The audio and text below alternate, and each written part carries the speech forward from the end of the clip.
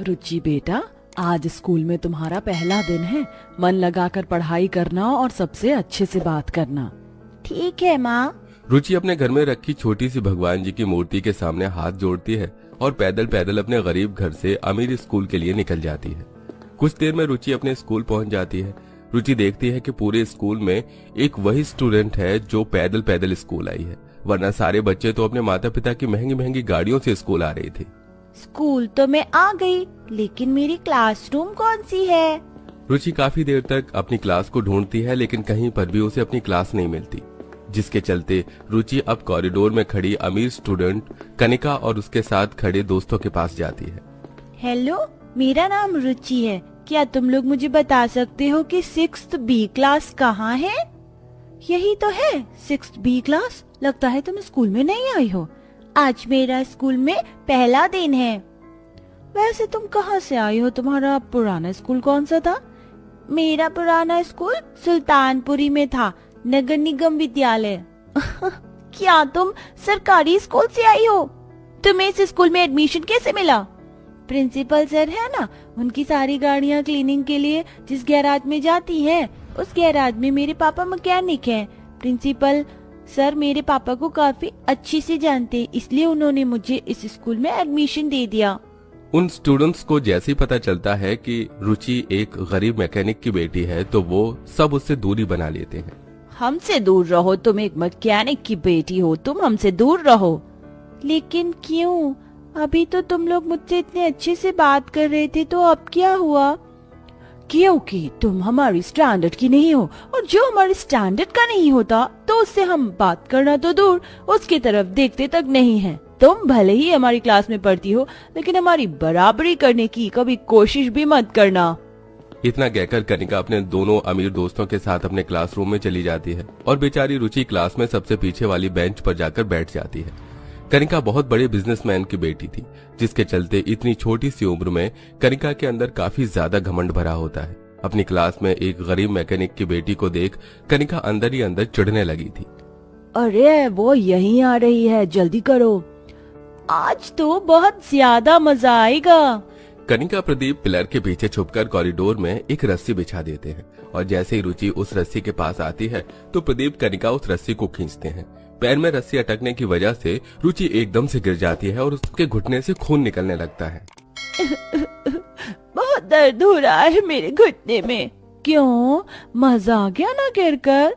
तुमने मुझे गिराया, लेकिन क्यों? देखो मेरे घुटने से कितना खून निकल रहा है। अभी तो सिर्फ तेरा घुटना फोड़ा है, अगर तू ज्यादा दिनों तक हमारे साथ स्कूल में रही ना तो तुझे भी फोड़ देंगे, समझी? रुचि रोते हुए घर जाती है, लेकिन अपनी माँ को कुछ नहीं बताती। रुचि जानती थी कि उसे इतने बड़े स्कूल में पढ़ाने के लिए उसके माता पिता कितनी मेहनत कर रहे हैं, और रुचि अपने माता पिता की मेहनत को यूं बर्बाद नहीं होने दे सकती थी। ऐसे ही समय गुजरता है। कनिका हमेशा अपने अमीर दोस्तों के साथ मिलकर आए दिन रुचि को परेशान किया करती थी।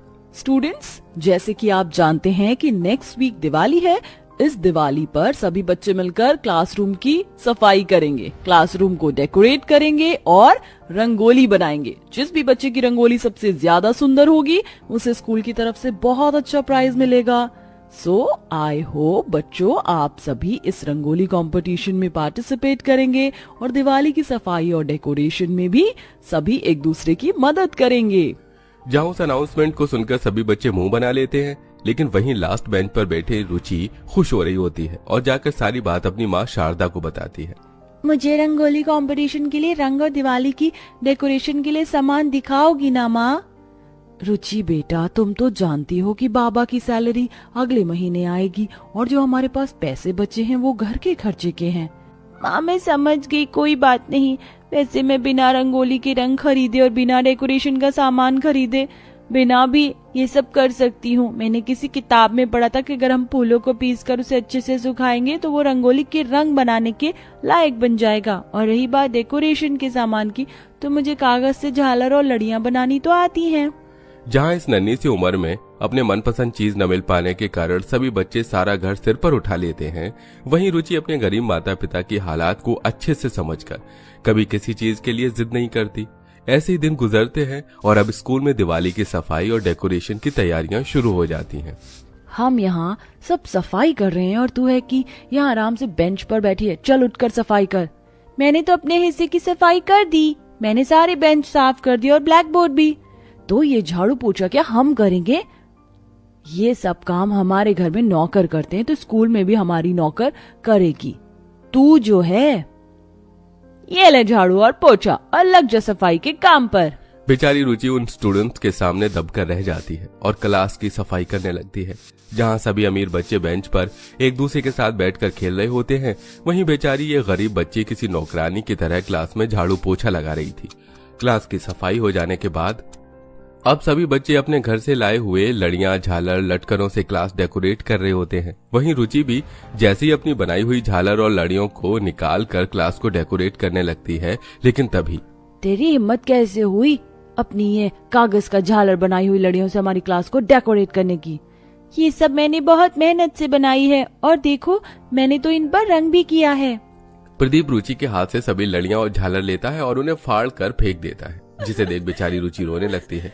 क्लास की डेकोरेशन के बाद अब सभी बच्चे अपने लाए हुए रंगों से अपनी अपनी रंगोली बनाने लगते हैं, जिसे देख रुचि भी उन्हीं के साथ बैठकर रंगोली बनाती है कि तभी कनिका आती है और खुशी की बनाई हुई रंगोली को खराब कर देती है।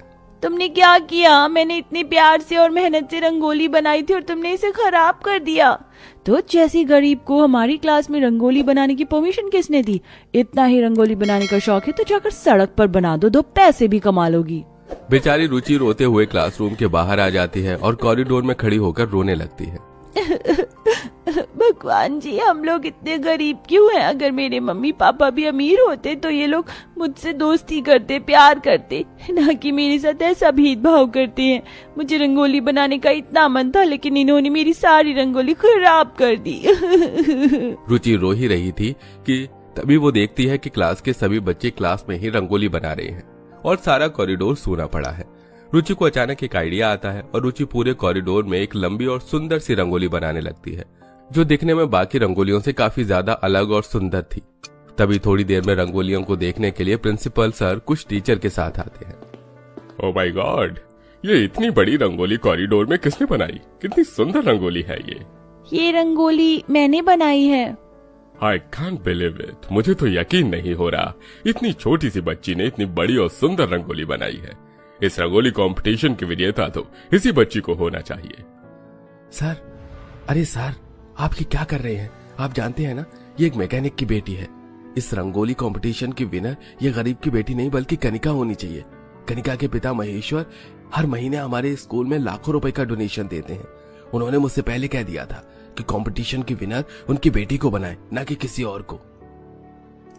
सूरज की बात सुन प्रिंसिपल दुर्गेश जैसे ही कनिका की बनाई हुई रंगोली देखता है तो वो किसी से कुछ नहीं कहता और रंगोली का विजेता घोषित करने के लिए सारे स्टूडेंट्स को ग्राउंड में खड़ा कर लेता है कि तभी वहां कनिका के पिता महेश्वर भी आ जाते हैं।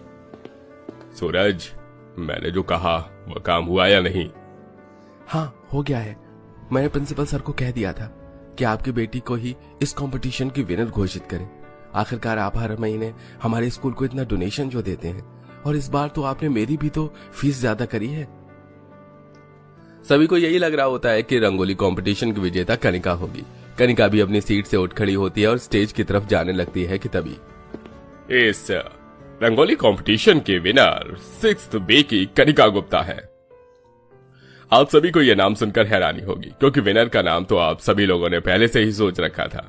क्यों सूरज और महेश्वर जी? हाँ, सही कहा ना मैंने? महेश्वर जी, आप हर महीने स्कूल में लाखों रुपए डोनेट करते हैं, लेकिन इस डोनेशन के लिए हमने आपको कभी नहीं कहा। आप स्कूल डोनेशन देते हैं, इसका मतलब ये नहीं है कि स्कूल आपने खरीद लिया है। और सूरज जी, आपको तो मैं एक बहुत काबिल टीचर समझता था, लेकिन आप तो बिकाऊ निकले। मेरे ऑफिस में आकर अपना रेजिग्नेशन लेटर ले जाइएगा।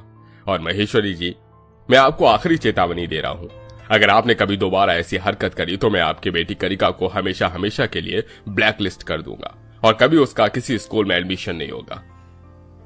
रुचि बेटा, स्टेज पर आओ और अपना प्राइज ले जाओ। Thank you sir. और आप सभी टीचर्स और स्टूडेंट्स भी सुन लो, ये स्कूल मेरा है, मैं स्कूल का प्रिंसिपल हूं, तो यहाँ के रूल्स भी मेरे ही होंगे। आज के बाद कोई भी टीचर या स्टूडेंट किसी भी गरीब स्टूडेंट को परेशान करता हुआ मुझे मिल गया तो मैं उसे फौरन इंस्टिगेट कर दूंगा। ये मेरी आप सबके लिए फर्स्ट एंड लास्ट वार्निंग है। प्रिंसिपल की वार्निंग सुन पूरे स्कूल वाले काफी डर जाते हैं। वहीं अपनी बेटी का नाम ब्लैकलिस्ट होने की बात से महेश्वरी इतना डर जाता है कि वो अपने आप अपनी बेटी को अच्छी सीख देने लगता है।